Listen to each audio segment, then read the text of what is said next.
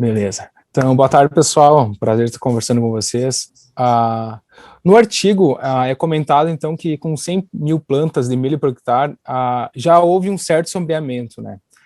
Porém, essa densidade foi a que mais obteve uma produtividade maior. Como que eu poderia explicar isso? Esse efeito, talvez, se teve algum efeito ou não, esses detalhes que apareceram no artigo. Maravilha, Certo. Calvin, excelente. Eu vou deixar assim as perguntas mais ou menos fáceis para o Eduardo e depois a gente vai complementando. Beleza.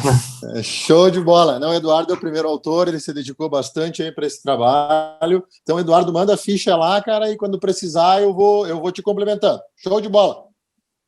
Beleza, professor. Então, vamos seguir aí. Então, quando não há limitação de recursos, ou, em outras palavras, a produtividade potencial da lavoura é bem elevada, o que causa a nossa limitação de produtividade é o número de plantas, por causa que a radiação solar, ela não é um limitante, ao menos que todos os outros fatores estejam em quantidades ótimas, né? Então, ali, por que 100 mil plantas teve um sombreamento, né?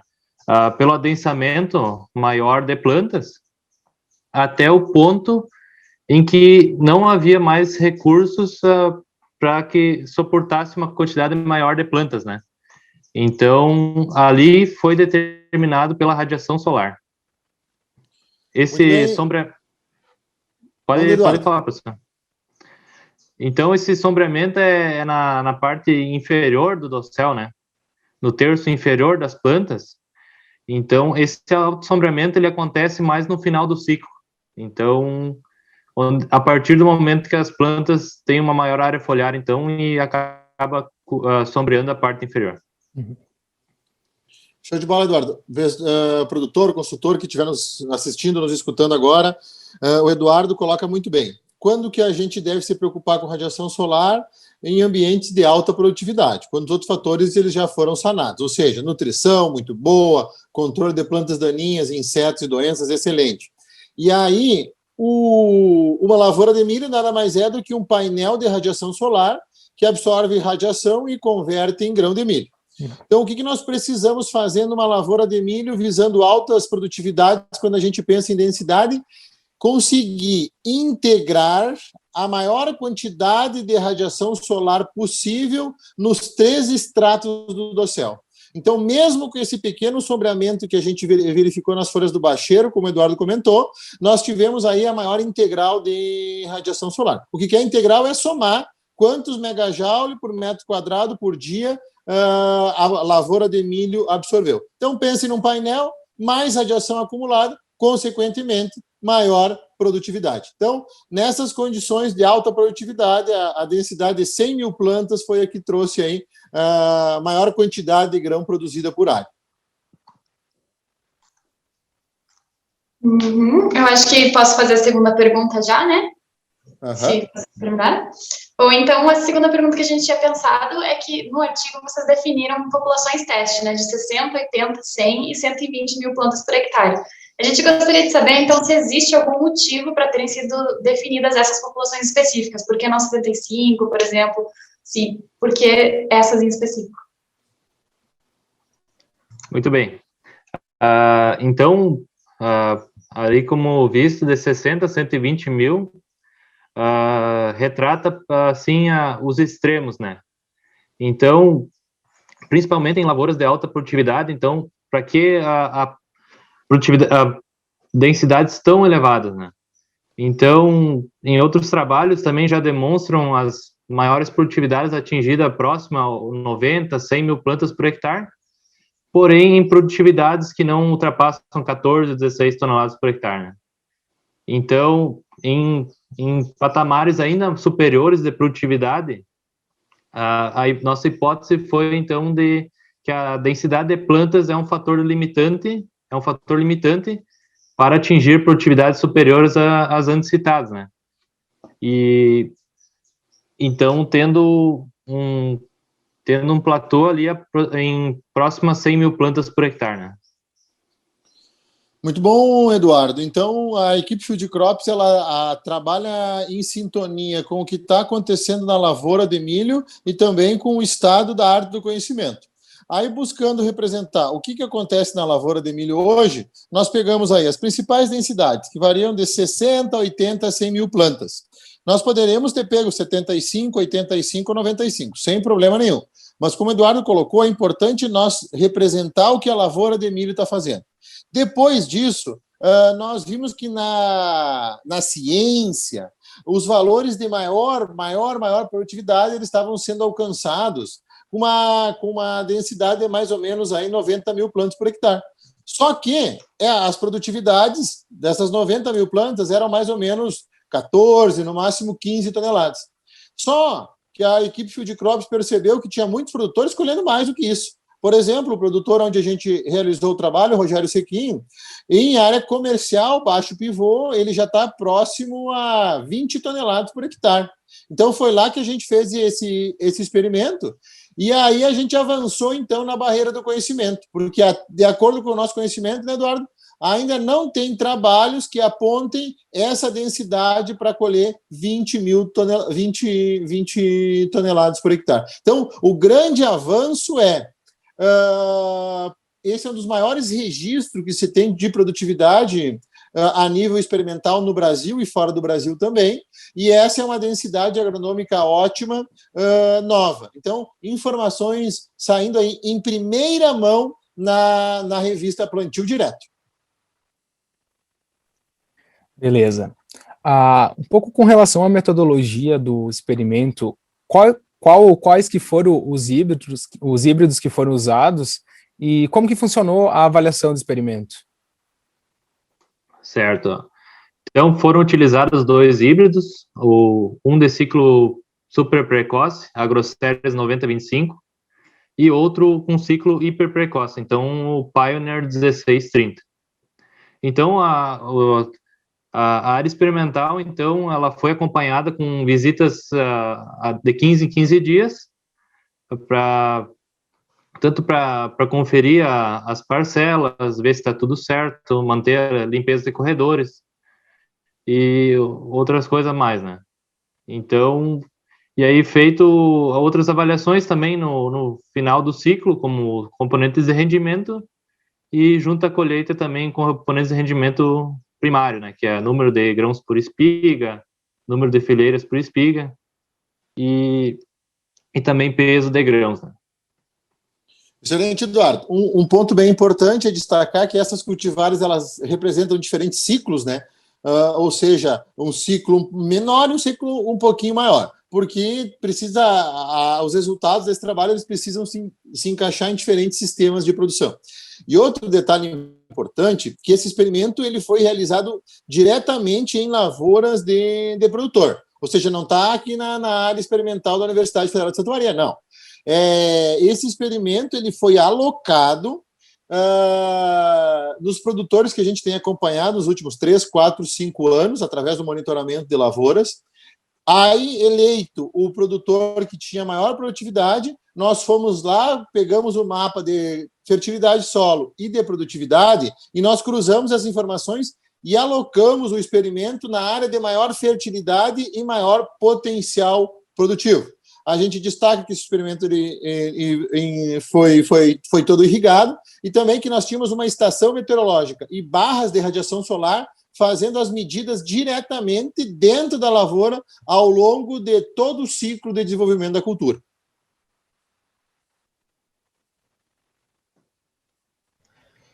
Muito bom. Então, aqui vamos fazer uma próxima pergunta. Aqui. Na verdade, assim, fisiologicamente, né, agora uma questão mais, né, teórica, por assim dizer, o que explicaria essa diferença entre as populações, né, no sentido da planta mesmo? Certo. Então, também, falando de milho, né, talvez um dos estudos mais importantes já realizados em milho, com a passar das décadas, foi a densidade de semeadura, né? E também, com isso, estudos também em outras décadas, por exemplo, relataram densidades agronômicas ótimas inferiores a essa, então. Como essa nossa foi de 100 mil plantas por hectare, em outras décadas foi de 70, 60 e até inferiores, né? Então, o que mudou nas plantas dos híbridos modernos, que são cultivados hoje em dia, para híbridos antigos? Então, também foram desenvolvidos híbridos com ciclo menor, né? São híbridos mais compactos, dizendo assim, possuindo com folhas menores, e também a grande evolução no melhoramento de plantas de milho foi a maior capacidade de suportar estresses, né? Tanto de estresses de natureza de fertilizantes, ou também da natureza de competição intraespecífica de cada planta com milho uma com a outra, né? Muito bem, Eduardo. Pegando justamente esse gancho de competição intraespecífica, o que é isso? Numa lavoura existem várias plantas, então elas competem entre si por radiação solar, por água e por nutrientes. Então, fisiologicamente falando, quando a gente pensa em densidade de plantas, nós queremos reduzir ou minimizar a competição entre plantas por recursos, porém alcançando a maior produtividade da lavoura. Em outras palavras, nós determinamos o quanto que tem de água e o quanto que tem de nutrientes. Isso é a quantidade de alimentos e água que tem na nossa lavoura. De um outro lado, a densidade agronômica ótima é o número de bocas ou o número de plantas que vai permitir ter a melhor alimentação possível e a maior eficiência no uso da água. Ou seja, uma relação perfeita entre a quantidade de comida, a quantidade de água e o número de bocas. Essa é uma forma de explicar fisiologicamente o que é a densidade agronômica ótima. É conseguir, de uma maneira prática, a nível de lavoura, nós determinarmos quantas plantas a gente pode colocar de acordo com a quantidade de recursos que tem disponível. E aproveitando, inclusive, esse gancho que tu comentou agora, e também inicialmente, né, vocês falaram que a radiação ela deve ser considerada, levada em consideração, quando os outros fatores de produção foram contemplados, né, água, nutrição, pelo que eu entendi. Se eu estou errada, pode me corrigir. E aí, então, em áreas que a gente não tem uma boa fertilidade do solo ou histórico de altas produtividades, qual seria a recomendação em relação à população de plantas por hectare? Certo, essa é uma pergunta muito boa, por causa que, também puxando o gancho do professor Alencar, que relacionou a quantidade de recursos para cada planta e o número de bocas, nesse caso, a quantidade de recursos é muito inferior, né?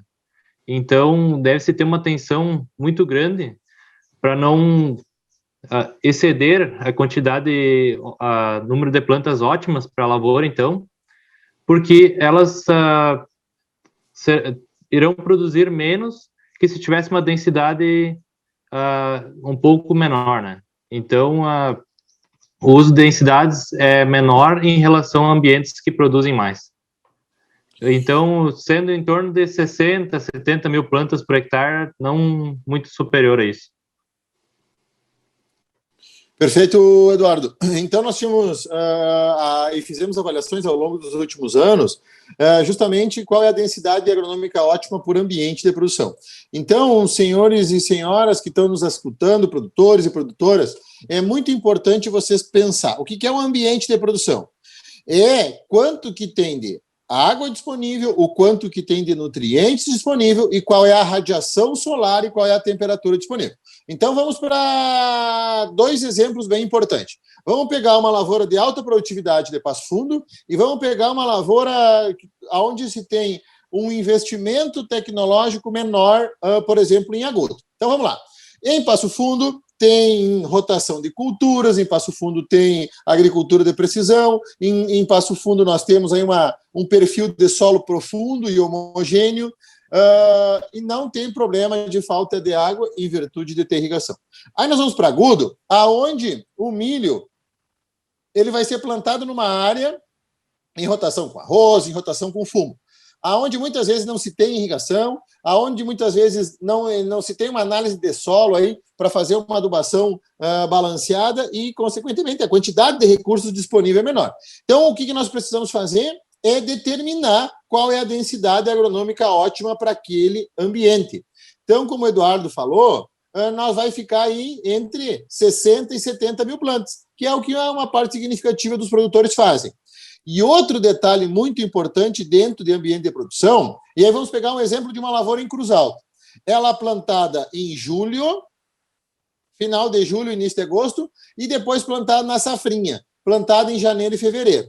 Pode acontecer em Cruz Alta, pode acontecer aqui em Santa Maria. O que acontece nessa lavoura semeada em janeiro ou fevereiro? Ela tem menos radiação solar. Então, mesmo que ela esteja numa condição ótima, irrigada, com nutrição à vontade, o fator que vai restringir a radiação solar. Então, da mesma forma, nós vamos ter que reduzir o número de plantas em virtude de o milho plantado aí na segunda safra, ou em janeiro e fevereiro, ter menor disponibilidade de radiação solar. Aí, de novo, vai variar um pouquinho com a cultivar, mas vai ficar dentro de aí 50 mil plantas até 60 mil plantas.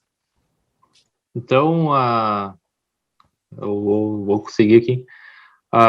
Então, lembrando, pessoal, a importância, então, de uma densidade agronômica ótima do milho, né? Então, é de grande importância, valia, fazer testes em lavouras, testando, vou testar 3 densidades na minha lavoura para ver qual é que vai ser a maior produtividade, né?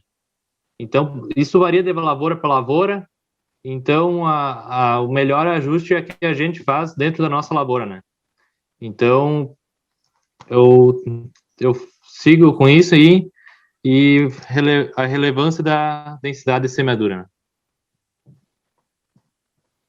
Muito bom, Eduardo. Então, essa indicação que o Eduardo comentou, produtor, produtora, consultor, consultora, esse é o grande foco aí de uma agricultura baseada em processos. Nós precisamos entender quanto de recursos que tem a nossa lavoura e qual é o número de bocas ou o número de plantas que a gente precisa colocar nessa lavoura. Assim, além de você aumentar a eficiência do uso de recursos, ou seja, aproveitar melhor a água, a nutrição e a radiação solar, vocês vão estar economizando em semente, ou seja, colocando a quantidade certa. Então, isso é muito importante. Agradecemos muito a parceria da revista Plantio Direto e parabenizamos aí o excelente trabalho que essa revista faz, focada nas demandas dos produtores e das produtoras ao longo das últimas décadas. Um abraço a todos e até mais.